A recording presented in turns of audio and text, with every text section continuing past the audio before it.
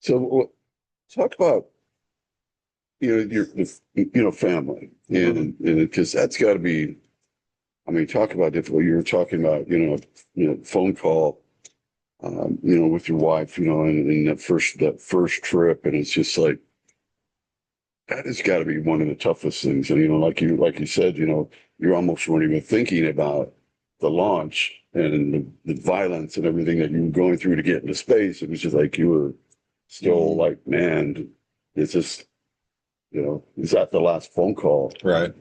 And it's got to be, at home too. I mean, it's like, With young kids. Your kids were young. They, I guess some astronauts talk about their ability to compartmentalize.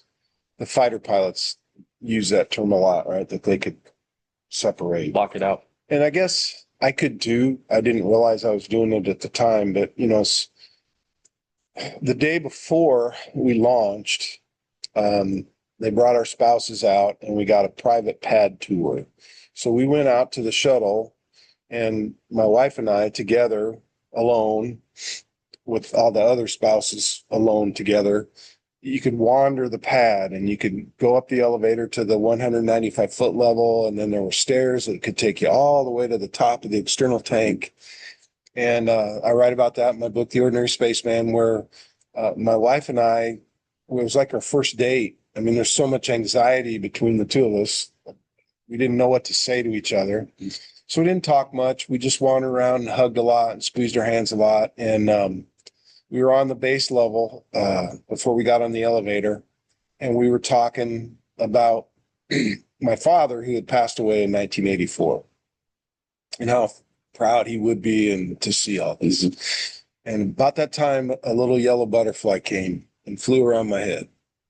And we thought, oh, that's cute. A butterfly. Well, maybe that's Dad. He's come to tell us it's going to be okay. So we walk around a little more. We get on the elevator. We go up to the 195-foot level. We hop out of the elevator and we're looking at the gantry-way where we're going to walk in. I take her to see the toilet.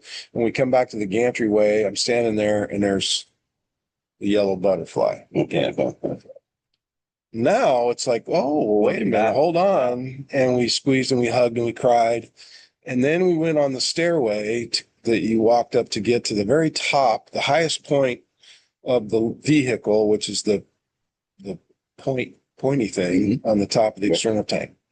So we're even with that. We're looking out at this beautiful view of the Kennedy Space Center and in Florida and the Atlantic Ocean. Son of a gun, here's that butterfly flying around my head again. And, I'm sitting there, I didn't know butterflies flew that high. I mean, did anybody know they flew that high? Because we're 200 plus feet above the earth. And the fact that it was the same, or what we thought was the same yellow butterfly every time, and the fact that we've been talking about my dad made it hugely emotional up at the top of that vehicle, knowing that I'm leaving the planet tomorrow and I may never see her again. So That's crazy. yeah, that was a It's hard. pretty moving story. Yeah. And you can't make that stuff up. No, there's a lot of stuff that we don't know, Right. about everything. And that's got to be the hardest part is just don't know when you are strapping, your ass to a rocket. Big rocket. Rocket that has failed in the past.